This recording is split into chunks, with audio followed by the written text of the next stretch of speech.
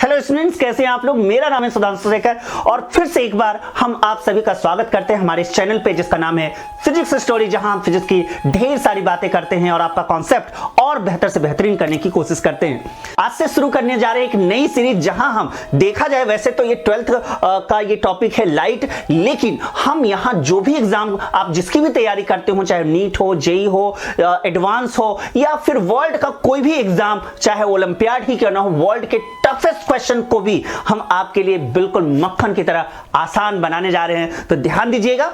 और चूंकि यहां सबसे इंपॉर्टेंट बुक जो है इंडिया में एससीवी बुक माना जाता है, तो हम यहीं से इस सीरीज की शुरुआत करते हैं। इसके जितने भी क्वेश्चन हैं, चाहे वो सॉल्व हो या अनसॉल्व हो, वो सभी क्वेश्चंस एक एक करके हम आपके सामने रखेंगे और उसको बिल्कुल अपने कॉन्सेप्ट को बिल्डअप करते हुए बहुत ही बेहतरीन तरीके से आपको बताने जा रहे हैं। तो चलिए ज्यादा इधर उधर की बातें नहीं करते हैं और शुरू करते हैं अपनी ये नई सीरीज। पहला एग्जांपल एचसीवी बुक से लिया गया है। क्वेश्चन है, a mirror has its radius of curvature 20 centimetre, find the position of the image of an object placed at a distance of 12 centimetre from the mirror. इस question में दो information आपको दे दिया गया है। ऑब्जेक्ट डिस्टेंस u कितना दिया गया है, -12 सेंटीमीटर, और रेडियस ऑफ कर्वेचर मतलब फोकल लेंथ दे दिया गया है आपको कितना, 10 सेंटीमीटर, क्योंकि रेडियस ऑफ कर्वेचर का हाफ क्या होता है, फोकल लेंथ।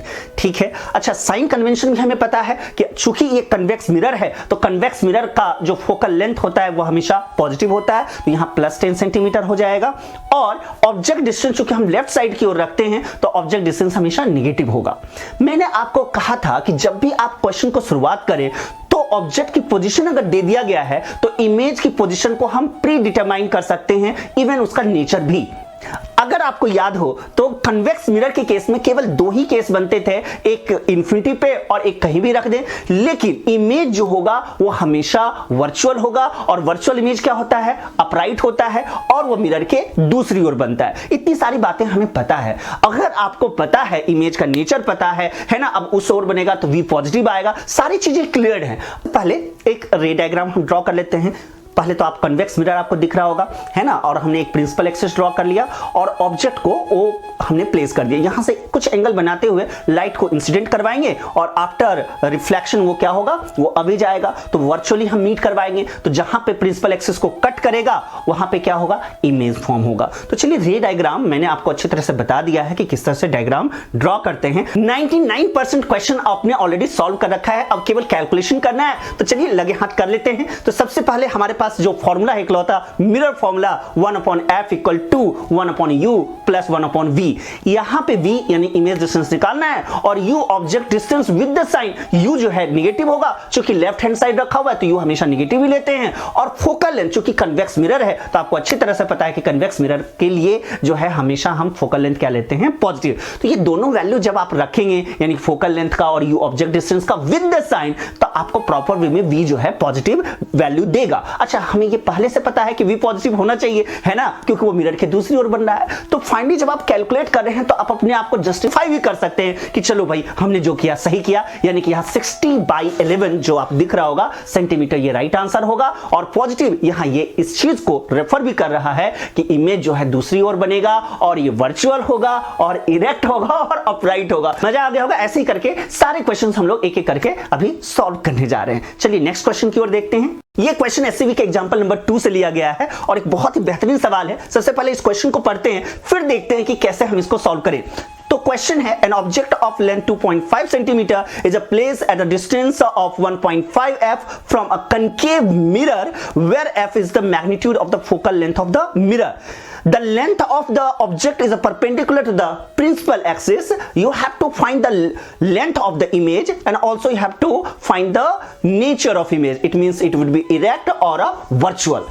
ध्यान से देखें तो इस क्वेश्चन में दो इंफॉर्मेशन तो क्लियरली दे दिया गया है। एक है ऑब्जेक्ट का डिस्टेंस u, वो कितना है, -1.5। माइनस क्यों लेंगे, क्योंकि ऑब्जेक्ट डिस्टेंस हमेशा माइनस लेते हैं। और क्यों, और फोकल लेंथ f ही दिया गया है और फोकल लेंथ भी माइनस में लेना है। क्यों लेना है, क्योंकि ये कनकेव मिरर है और कनकेव मिरर हो या रियल लेंस हो, ये दोनों ही हमेशा माइनस में होता है। देखो क्वेश्चंस को शुरू करने से पहले चूंकि इमेज पूछा गया है तो आपको एक राज की बात बताएं, इमेज की पोजीशन बिना हम कैलकुलेट किए, बिना कैलकुलेशन के हम पहले से ही बता सकते हैं, क्योंकि हमने आपको एक तरीका बताया था जिससे कि इमेज की पोजीशन ऑब्जेक्ट की पोजीशन की हेल्प से कैलकुलेट पहले ही कर सकते हैं। इसका मतलब हुआ कि ऑब्जेक्ट जो है, ऑब्जेक्ट की जो पोजीशन है वो सेंटर ऑफ कर्वेचर और फोकल लेंथ के बीच में है ना, क्योंकि f यहां पे फोकल लेंथ हो गया तो 1.5 f है तो फोकल लेंथ से बड़ा है, और सेंटर ऑफ कर्वेचर 3, ऑब्जेक्ट की पोजीशन पता चल गई। और आपको बताया गया था कि ऑब्जेक्ट की पोजीशन पता हो तो इमेज की पोजीशन का भी पता लगाया जा सकता है। कैसे?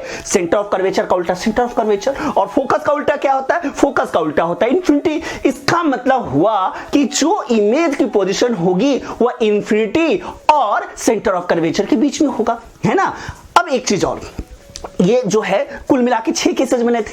अब इसमें से ये जो केस है इसमें इमेज किधर बन रहा है? रियल बन रहा है, और रियल जब बनेगा तो किधर बनेगा? जिधर ऑब्जेक्ट है उधर ही बनेगा, है ना। एक और चीज, इंफिनिटी भी बन रहा है, अब सेंटर ऑफ कर्वेचर से आगे बन रहा है तो इमेज का साइज भी बढ़ेगा। तो देखो बिना कैलकुलेट किए हुए हमने पोजीशन भी पता कर लिया, हमने नेचर भी पता कर लिया कि जो इमेज बनेगा इस क्वेश्चन में वो कहां बनेगा? वो कहीं ना कहीं इंफिनिटी और सेंटर ऑफ कर्वेचर के बीच में बनना चाहिए। और क्या पता लगा लिया कि अगर मान लो ये देखो वर्चुअल तो एक ही केस में बनता है कनकेव मिरर में, पोल और फोकस के बीच में हो। अब चूंकि ये पोल और फोकस के बीच में है नहीं तो इमेज जो है कहां पे बन रहा है? इमेज तो पता चल गया कहां बन रहा है, लेकिन उसका नेचर क्या होगा? एक तो रियल होगा, अगर रियल है तो इन्वर्टेड भी होगा, और चूंकि सेंटर ऑफ कर्वेचर से अवे जा रहा है तो साइज जो है सेंटर ऑफ कर्वेचर पे बराबर होता है, और उससे बाहर जब जाएगा तो क्या होगा? वो मैग्नीफाइड हो जाएगा। तो सोचो जरा, क्वेश्चन को बिना सॉल्व किए हुए हमने पोजीशन और इमेज का नेचर दोनों का पता लगा लिया। अब चलो लगे हाथ, अब कैलकुलेशन भी कर लेते हैं। तो कैलकुलेशन करने के लिए हमारे पास दिया हुआ है मिरर फॉर्मूला। तो मिरर फॉर्मूला क्या है? तो मिरर फॉर्मूला है 1/f equal to 1/u plus 1/v।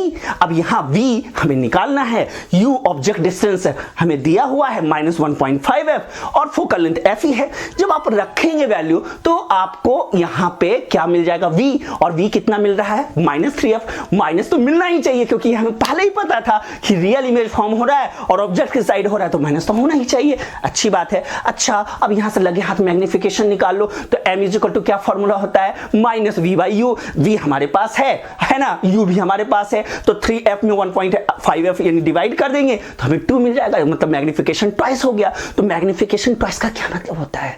Magnification का मतलब होता है image height upon object height. तो मैग्निफिकेशन अगर 2 है यानी कि डबल हो गया है तो ऑब्वियस है कि जो इमेज का जो लेंथ होगा वो ऑब्जेक्ट के लेंथ से डबल हो जाएगा, यानी कि 2.5 दिया हुआ है तो डबल कर लो तो 5 सेंटीमीटर। तो बड़ा ही आसानी से ऐसे क्वेश्चन को आपने एक बहुत ही स्टैंडर्ड बुक का एक बहुत बढ़िया प्रॉब्लम यूं चुटकियों में कर लिया। कैसे कर लिया? क्योंकि हमारा कॉन्सेप्ट जो है सुपर से पहले ही ऊपर हो चुका है, तो बहुत मजा आया होगा। तो नेक्स्ट क्वेश्चन की ओर चलते हैं। एचसीवी का क्वेश्चन नंबर 3 एग्जांपल है, ये देखते हैं। पहले क्वेश्चन पढ़ लीजिए। क्वेश्चन है printed page is kept pressed by a glass cube of refractive index 1.5 of edge 6 centimetre by what amount the printed letter appear to shift when viewed from the top. देखो बहुत ही देखा जाए तो वैसे तो आसान सवाल है, लेकिन इसका कॉन्सेप्ट बहुत ही बेहतरीन है कि जब भी आप कोई, आपने ऑब्जर्व भी किया होगा कि जब आप कोई भी बुक्स वगैरह के ऊपर अगर आप कोई ट्रांसपेरेंट ग्लास स्लैब रख दो तो वो जो लेटर है वो अपेरेंटली थोड़ा शिफ्ट हो जाता है। क्यों हो जाता है, कैसे हो जाता है, ये तो हम आपको पहले ही बता चुके हैं, फॉर्मूला हमने आपको पहले ही डिराइव कर दिया है। लेकिन जो कॉन्सेप्ट है वो कॉन्सेप्ट ये है कि अपेरेंट जो डेप्थ होता है वो इक्वल होता है रियल डेप्थ अपॉन म्यू के। ये फॉर्मूला हमेशा याद रखिए, है ना। अपेरेंट डेप्थ जो होता है वो क्या होता है? रियल डेप्थ अपॉन म्यू, जहां म्यू क्या है? रिफ्रैक्टिव इंडेक्स है, वो जो कि आपको ग्लास का 1.5 भी दिया गया। लेकिन क्वेश्चन ये नहीं, क्वेश्चन है कि कितना नीचे से शिफ्ट हुआ। तो टोटल थिकनेस अगर टी मान लें, है ना, और कितना शिफ्ट हुआ है ऊपर की ओर, तो वो मैंने बताया था कि अपेरेंट जो डेप्थ होता है वो किसके इक्वल होता है? तो अपेरेंट डेप्थ जो होता है रियल डेप्थ अपॉन म्यू कहता है। तो रियल डेप्थ यहां पे टी थिकनेस जो है वही मान लेते हैं, तो टी बाई म्यू हो गया आपका अपेरेंट डेप्थ। तो टोटल में से अगर हम टी में से टी बाई म्यू माइनस कर दें तो हमें जितना वो ऊपर की ओर शिफ्ट है वो मिल जाएगा। बाकी फॉर्मूला तो हमारे पास है ही, यहां पे आप वैल्यूज रखेंगे आपको 2 सेंटीमीटर यहां पे आंसर मिल जाएगा। तो ये क्वेश्चन का बड़ा सिंपल जवाब था, लेकिन ऐसे क्वेश्चंस को आप फॉर्मूला तो याद रखिए ही, लेकिन समझ के कीजिएगा तो आपका मजा और भी दुगना से चौगुना हो जाएगा। फिलहाल ये क्वेश्चन था और ये इस क्वेश्चन का जवाब था। आई होप कि आपको समझ में आया होगा। अब चलते हैं हम नेक्स्ट क्वेश्चन की ओर। नेक्स्ट क्वेश्चन है हमारे लिए, अगला सवाल हमारे पास जो है वो है एक्चुअल में क्रिटिकल एंगल पे बेस्ड। और आपको पता होगा कि ये जो क्रिटिकल एंगल का कॉन्सेप्ट है या टीआई टोटल इंटरनल रिफ्लेक्शन का कॉन्सेप्ट है वो क्या है, उसमें क्या है कि जो कंडीशन है कि लाइट को हमेशा डेंसर मीडियम से किधर की ओर ले जाना है, रेयर मीडियम की ओर। तो हमें पता है अच्छी तरह से कि लाइट जब भी डेंसर मीडियम से रेयर मीडियम की ओर जाएगा तो लाइट जो है वो क्या है, नॉर्मल से आगे जाएगा। तो जैसे जैसे हम इंसिडेंट एंगल को बढ़ाते जाएंगे वैसे वैसे रिफ्लेक्टेड एंगल भी बढ़ता जाएगा और एक पर्टिकुलर एंगल ऑफ इंसिडेंट पे रिफ्रैक्टेड एंगल क्या हो जाएगा, 90 डिग्री। उसी एंगल को हम क्या बोलते हैं, क्रिटिकल एंगल। तो मुझे लगता है कि ये सारे कॉन्सेप्ट आपको पता है। तो अगर पता है तो फॉर्मूला तो बड़ा सिंपल है, वहां से हमने एक फॉर्मूला भी डिराइव किया था जिसमें एक रिलेशन था म्यू रिफ्रैक्टिव इंडेक्स और क्रिटिकल एंगल के बीच में, जहां म्यू इक्वल टू क्या आया था, 1/sin c, जहां c क्या है, क्रिटिकल एंगल है। और जब क्रिटिकल एंगल से आपको याद होगा कि जैसे ही एंगल हम बढ़ाते थे तो क्या होता था, TIR टोटल इंटरनल रिफ्लेक्शन। फिलहाल क्वेश्चन जो है, क्वेश्चन पढ़ लीजिए। The critical angle of water दे दिया गया 48.2 degree, find the refractive index. ठीक है, आपको थीटा दे दिया गया और म्यू निकालना है और फॉर्मूला हमारे पास है। बहुत ज्यादा डिफिकल्ट क्वेश्चंस नहीं है, लेकिन आपको फॉर्मूला याद होना चाहिए, आपको कॉन्सेप्ट पता होना चाहिए कि ये क्रिटिकल एंगल क्या होता है, ये TIR टोटल इंटरनल रिफ्लेक्शन क्या है। तो इसीलिए ये क्वेश्चन दिया गया है। फिलहाल इसमें कैलकुलेशन है केवल, आप mu is equal to 1/sin c, जहां sin c या थीटा c भी लिख सकते हैं, जहां थीटा c क्या है, क्रिटिकल एंगल। और क्रिटिकल एंगल आपको वाटर का दे दिया गया 48.2 डिग्री। जब आप इसको रखेंगे और सॉल्व करेंगे तो अप्रॉक्स म्यू की वैल्यू आपको मिल जाएगा 1.34। तो ये था इस क्वेश्चन का जवाब। मजा आ गया होगा आपको। ऐसे क्वेश्चन से जनरली जो है नीट, जेई मेन, एडवांस में आते हैं और हम केवल यहां तक ही नहीं, जितने भी वर्ल्ड के मोस्ट डिफिकल्ट एग्जाम हो, मोस्ट डिफिकल्ट क्वेश्चंस हो, उसको भी बहुत ही आसानी से हम लोग सॉल्व करने जा रहे हैं। एक एक करके देखिए, बहुत मजा आने वाला है। नेक्स्ट क्वेश्चन की ओर फिलहाल चलते हैं। अगला सवाल हमारे पास है, ये सवाल प्रिज्म पे बेस्ड ऑन है। आपको पता होगा, आपको याद भी होगा कि जब रे ऑफ लाइट को हम किसी प्रिज्म से, प्रिज्म का मतलब क्या होता कि दो रिफ्रैक्टिंग सरफेस थे और दोनों के बीच में कुछ इंक्लिनेशन था और दो रिफ्रैक्टिंग सरफेस के बीच में जो एंगल बनता था उसी को हम लोगों ने एंगल ऑफ प्रिज्म दिया था नाम। अब जब लाइट पास करवाते थे तो फाइनली हमने देखा था कि लाइट जो है वो डेविएट हो जाता था, मतलब जो पाथ है उसका जो रास्ता है वो थोड़ा सा क्या हो जाता था, टर्न। तो जितने एंगल से वो डेविएट होता था उसी को हमने नाम दिया था एंगल ऑफ डेविएशन। और एक कंडीशन था कि लाइट अगर जो बेस है प्रिज्म का, अगर उसके पैरेलल अगर वो जाते हैं आफ्टर रिफ्रैक्शन, फर्स्ट रिफ्रैक्शन, तो वो मिनिमम डेविएशन होता था और उसका एक फॉर्मूला भी हमने लोगों ने कैलकुलेट किया था। तो क्वेश्चन अगर आप ध्यान से पढ़िए, ए और डेल्टा एम दोनों दे दिया गया है, सिर्फ आपको क्या करना है, वैल्यूज रखना है, पुट करना है। बाकी आपको 53 डिग्री, 37 डिग्री, इन सब का वैल्यू पता होगा। फिलहाल यहां आप जब प्लस करके 2 से डिवाइड कर देंगे तो 45 डिग्री आ जाएगा। जब आप इसको सॉल्व करेंगे फाइनली आपको इस क्वेश्चन का जवाब मिल जाएगा। तो यहां इस क्वेश्चन में खास ये नहीं था, खास ये था कि एक तो चीज समझ में आ रही कि फॉर्मूला भी हमें याद रखना चाहिए, है ना, तभी हम क्वेश्चन को सॉल्व कर पाएंगे। दूसरा क्या है कि आपको साइन वाइन का वैल्यू भी याद होना चाहिए। बाकी जो कॉन्सेप्ट है कि लाइट जो है डेविएट होता है और मिनिमम डेविएशन एक पर्टिकुलर एंगल पे होता है और वो एंगल, जिस एंगल पे मिनिमम डेविएशन होता है उसी को हम क्या बोलते हैं, मिनिमम डेविएशन। और उस कंडीशंस के लिए ही केवल ये फॉर्मूला वैलिड था, जहां हम सॉल्व करने के बाद हमारा आंसर म्यू का कितना आ जाएगा, 1.58। तो ये था बड़ा सिंपल सा इस क्वेश्चन का जवाब। और बड़े बड़े सवाल आने वाले, लेकिन उस बड़े सवाल को भी हम लोग बहुत ही सिंपल ढंग से आपको समझाने जा रहे हैं। तो चलिए नेक्स्ट क्वेश्चन की ओर आगे बढ़ते हैं। अगला सवाल हमारे पास है, अगला जो सवाल हमें अभी दिया जाएगा वो है एक्चुअल में कर्व रिफ्रैक्टिंग सरफेस के लिए। आपको याद होगा कि कर्व रिफ्रैक्टिंग सरफेस यानी कि एक मीडियम मान लीजिए μ2 है और एक साइड μ1 है। हम जो है दाहिनी ओर जो है μ2 ले लेते हैं और जो इधर की ओर है यानी कि लेफ्ट साइड जो है वो हम μ1 मान लेते हैं। ठीक है, फॉर्मूला आपको याद होगा μ2/v minus μ1/u equal to μ2 minus μ1/r, जहां μ1 μ2 जो है रिफ्रैक्टिव इंडेक्स है दोनों मीडियम का, एक साइड का मिरर के इस साइड लेफ्ट साइड का और एक दूसरा क्या है राइट साइड का, और r क्या है यहाँ पे रेडियस ऑफ कर्वेचर। क्लियरली यहां आपको फिगर में एक कन्वेक्स रिफ्रैक्टिंग सरफेस दिखाई दे रहा होगा और जैसा कि क्वेश्चंस आपको दिया जा रहा है कि एक ऑब्जेक्ट है जो कि कितनी दूर है पोल से 15 सेंटीमीटर अवे है और रेडियस ऑफ कर्वेचर भी दे दिया गया है 30 सेंटीमीटर है और रिफ्रैक्टिव इंडेक्स जो है दोनों साइड का यानी कि एक साइड का 1 है और दूसरे साइड का क्या है 1.5 और आपको निकालना है इमेज। तो सबसे पहले आपको तो फॉर्मूला याद ही होगा, क्या था फॉर्मूला याद कीजिए। फॉर्मूला था μ2 upon v minus μ1 upon u is equal to μ2 minus μ1 upon r।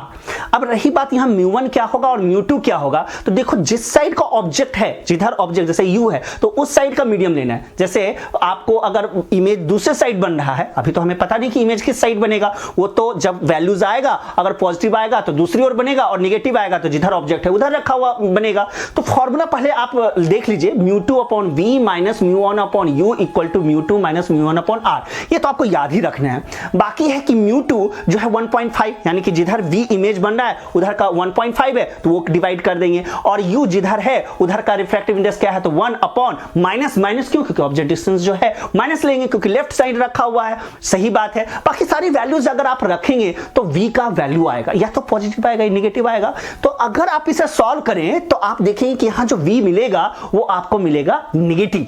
अब नेगेटिव का क्या मतलब हुआ, नेगेटिव का मतलब हुआ कि जिधर ऑब्जेक्ट है यानी कि लेफ्ट हैंड साइड उधर ही इमेज फॉर्म हो रहा है। और एक चीज मैंने आपको बताया है कि ऑब्जेक्ट और इमेज अगर एक ही साइड बने तो कंफर्म हो गया कि वह हमेशा वर्चुअल ही होगा और अगर वर्चुअल इमेज है तो हमें पता है कि वो क्या होगा, वर्चुअल है तो इरेक्ट होगा और क्या अपराइट होगा, इरेक्ट होगा, ये सारी चीजें पता है। तो बस ये चीज ध्यान रखना है कि जब भी इमेज और ऑब्जेक्ट दोनों एक ही साइड हो यानी कि दोनों ही नेगेटिव हो, दोनों ही लेफ्ट साइड हो तो वो कभी रियल नहीं होगा, वो हमेशा वर्चुअल होगा। फाइनली आंसर तो आपको मिल ही गया है, 30 सेंटीमीटर होगा, माइनस 30 सेंटीमीटर होगा और माइनस इस बात का गवाह है कि वह ऑब्जेक्ट की ओर है और वो क्या है वर्चुअल है और चूंकि वर्चुअल है तो इरेक्ट भी होगा। तो ये था इस क्वेश्चन का जवाब। अब जो है ये सवाल HCV के एग्जांपल नंबर 7 से लिया गया है। सबसे पहले क्वेश्चंस पढ़िए। क्वेश्चंस में कहा जा रहा है find the size of the image form in the situation as shown in the figure.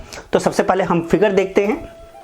Clearly यहां इस फिगर में आपको एक रिफ्रैक्टिंग कर्व सरफेस दिया गया है और सरफेस जो है वो धंसा हुआ यानी कि कनकेव है, तो कनकेव रिफ्रैक्टिंग सरफेस दिया गया है। अब जो है प्रिंसिपल एक्सिस पे आपको ऑब्जेक्ट O प्लेस कर दिया गया। कहां दिया गया है ये देखते हैं।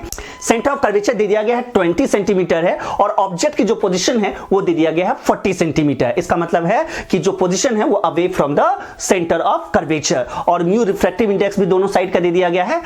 अब देखो यहां पे सबसे पहले जो डेटा है उसके अकॉर्डिंग u हमारे पास है और u हमें नेगेटिव लेना है। क्यों? क्योंकि लेफ्ट साइड है और लेफ्ट साइड को हम क्या मानते हैं, नेगेटिव मानते हैं। तो u हमारा क्या हो गया -40 सेंटीमीटर। और क्या दिया गया है, रेडियस ऑफ कर्वेचर r भी दे दिया गया है। अच्छा r को हम प्लस लेंगे या माइनस लेंगे, सोचिए जरा, है ना। r यहां हम क्या लेंगे, माइनस लेंगे। क्यों? क्योंकि कनकेव है भाई और कनकेव जो होता है वो उसका जो रेडियस ऑफ कर्वेचर होता है वो हमेशा नेगेटिव होगा। तो r हो गया -20 सेंटीमीटर। इसके अलावा μ1 1 दे दिया गया और μ2 दूसरे साइड का जो रिफ्रैक्टिव इंडेक्स μ2 लेता है वो 1.33 है।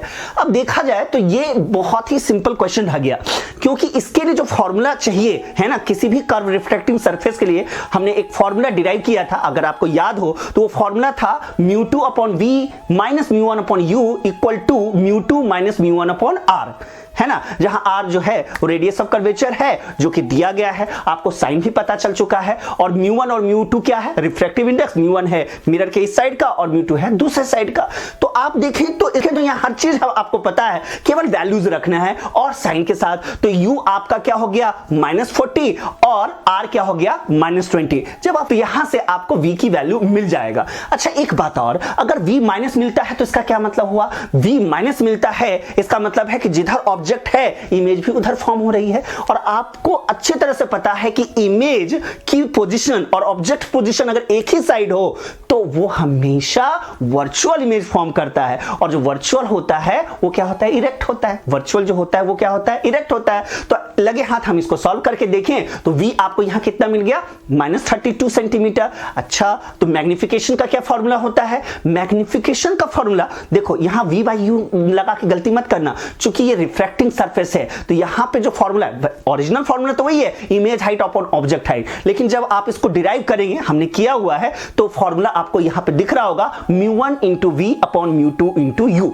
जहां μ1 μ2 आपको रिफ्रैक्टिव इंडेक्स पता ही है, v आपने कैलकुलेट कर लिया है, u दिया गया था इस क्वेश्चन में, सॉल्व करेंगे तो आपको इमेज के हाइट h2 मिल जाएगा। तो ये था इस क्वेश्चन का जवाब। अब चलते हैं नेक्स्ट क्वेश्चन।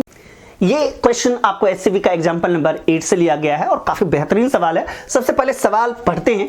सवाल क्या है कि यहां पे आपको एक बायो कन्वेक्स लेंस दिया गया है जिसका रेडियस ऑफ कर्वेचर, बायो का मतलब क्या हुआ, दोनों साइड का जो नेचर होगा वो कन्वेक्स होगा और उनका रेडियस ऑफ कर्वेचर भी इक्वल है, यानी कि 20 सेंटीमीटर दिया गया है। और रिफ्रैक्टिव इंडेक्स म्यू भी आपको इस क्वेश्चन में दे दिया गया है। कितना दिया गया है, 1.5 और आपको क्या निकालना है, फोकल लेंथ।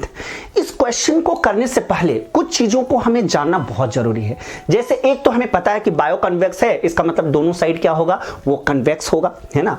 दूसरी बात, साइन कन्वेंशन तो हमें पता है कि हाँ भाई लेफ्ट साइड जो होगा, है ना, उसको हम नेगेटिव लेंगे, मतलब इंसिडेंट रे के डायरेक्शन के अपोजिट नेगेटिव लेंगे और इंसिडेंट रे के डायरेक्शंस में हम क्या लेंगे, पॉजिटिव लेंगे। अब चूंकि हम लेफ्ट साइड ऑब्जेक्ट को रख रहे हैं तो लेफ्ट साइड नेगेटिव होगा और मिरर के बिहाइंड यानी कि दूसरी ओर जो होगा वो पॉजिटिव होगा। अब यहां देखो तो कन्वेक्स जो कि लेंस है तो इसके दो रिफ्रैक्टिंग सरफेस हो गए, है ना, एक जो है ऑब्जेक्ट की ओर यानी लेफ्ट साइड और दूसरा क्या हो गया, दूसरे साइड, है ना, राइट साइड की ओर।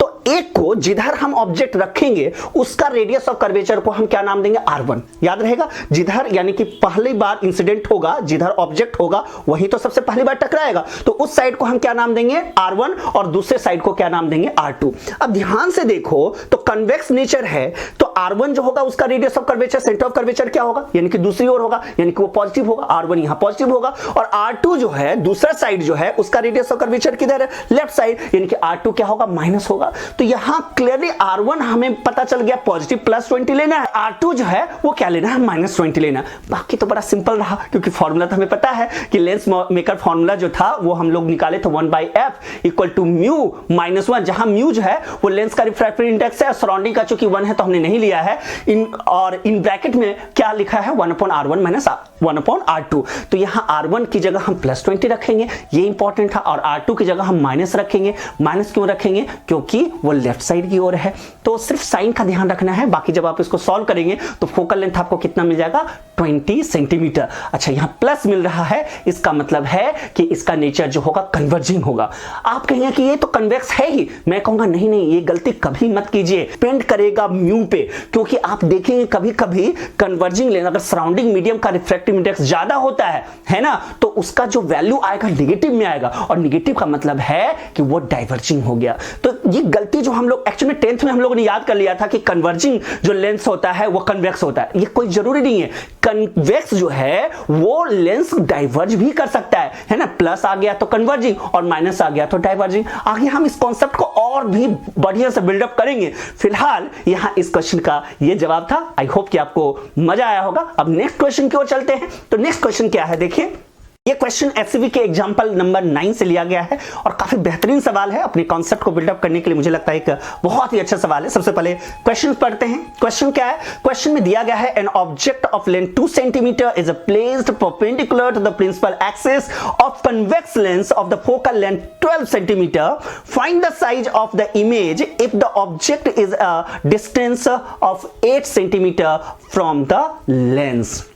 देखो, अगर डेटा की बात की जाए तो दो चीजें हमें दे दिया गया, ऑब्जेक्ट की डिस्टेंस यानी u दे दिया गया है, और साइन की बात करें तो u तो हम लेफ्ट साइड लेते हैं तो माइनस लेंगे, है ना, तो u हमारा हो गया कितना, -8 सेंटीमीटर, और फोकल लेंथ भी दे दिया गया है कितना, 12 सेंटीमीटर। और चूंकि कन्वेक्स लेंस दिया गया है तो कन्वेक्स जो होता है हमेशा उसका फोकल लेंथ क्या होता है, पॉजिटिव होता है। लेकिन मैं आपको एक राज की बात बताऊं कि बिना कैलकुलेट किए हुए ही, बल्कि मैं आपको पहले भी बता चुका हूं कि इमेज की पोजीशन का पता हम लगा सकते हैं और साथ में हम उसके नेचर को भी बता सकते हैं। कैसे, अब देखो, ध्यान से देखो, तो यहां ऑब्जेक्ट डिस्टेंस दिया हुआ है कितना, 8 सेंटीमीटर, और फोकल लेंथ कितना है, 12 सेंटीमीटर। इसका मतलब हुआ कि ऑब्जेक्ट की पोजीशन जो है वो पोल और फोकस के बीच में है।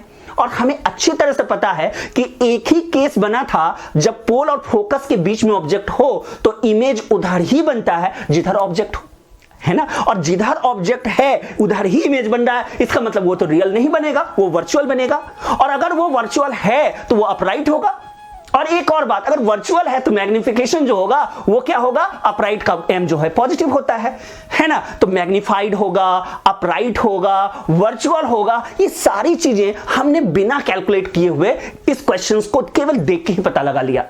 अब रही बात कैलकुलेशन का, तो वो भी कर लेते हैं। हमारे पास फॉर्मूला है, कौन सा फॉर्मूला लेंगे, लेंस फॉर्मूला लेंगे। और लेंस फॉर्मूला क्या है, तो 1/f equal to 1/v minus, यहां चूंकि माइनस होगा, माइनस 1/u, जहां u ऑब्जेक्ट डिस्टेंस है, v आपको पता है इमेज डिस्टेंस और f फोकल लेंथ है। तो u आपको दिया गया है ना, -8 रख देंगे, है ना, साइन के साथ रखेंगे। और फोकल लेंथ चूंकि कन्वेक्स है तो प्लस में होगा, तो +12 रखेंगे। यहां से v आपको मिल जाएगा, कितना मिला, -24। हमें पहले से पता था कि माइनस होना ही चाहिए भाई, है ना, क्योंकि पोल और फोकस के बीच में ऑब्जेक्ट है, तो इमेज जो है वो किधर बनेगा, जिधर ऑब्जेक्ट है। तो माइनस ये बात इस बात को प्रूव कर रहा है। अच्छा, मैग्निफिकेशन लगे हाथ निकाल लेते हैं। तो m बराबर क्या होता है, v/u। तो v आपको पता चल चुका है -24, u हमें दिया गया था इस क्वेश्चन में -8। तो यहां सॉल्व करेंगे तो ये कितना मिलेगा, +3। अच्छा, प्लस भी आना चाहिए, क्यों भाई, क्योंकि इरेक्ट है तो मैग्निफिकेशन जो होगा वो प्लस होगा, क्योंकि इन्वर्टेड का माइनस होता है और इरेक्ट का क्या होता है, प्लस होता है।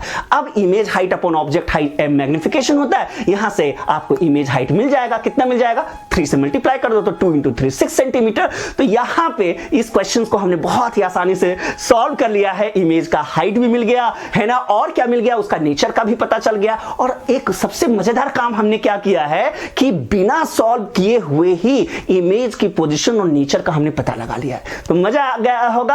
अब चूंकि ये वीडियो थोड़ा लंबा हो रहा है, तो अब इसको यहीं पे हम इसको बाइंड अप करते हैं और मिलते हैं नेक्स्ट वीडियो में। और इस पूरे बुक, ये जो भी है, आगे जितने भी अच्छे प्रॉब्लम है, जितने भी मोस्ट डिफिकल्ट क्वेश्चन, वर्ल्ड के सबसे डिफिकल्ट क्वेश्चन जो लाइफ पे हैं, उसको भी हम लोग बहुत आसानी से सॉल्व करने वाले हैं। तो बने रहे हमारे साथ, आगे हम और भी सुपर से बहुत ही ऊपर वाले क्वेश्चन को बहुत ही आसानी से करने जा रहे हैं। आई होप कि मजा आ रहा होगा। मिलते हैं अगले वीडियो में, तब तक आप पढ़ते रहिए, खुश रहिए, और वीडियो देखने के लिए आपका बहुत बहुत धन्यवाद।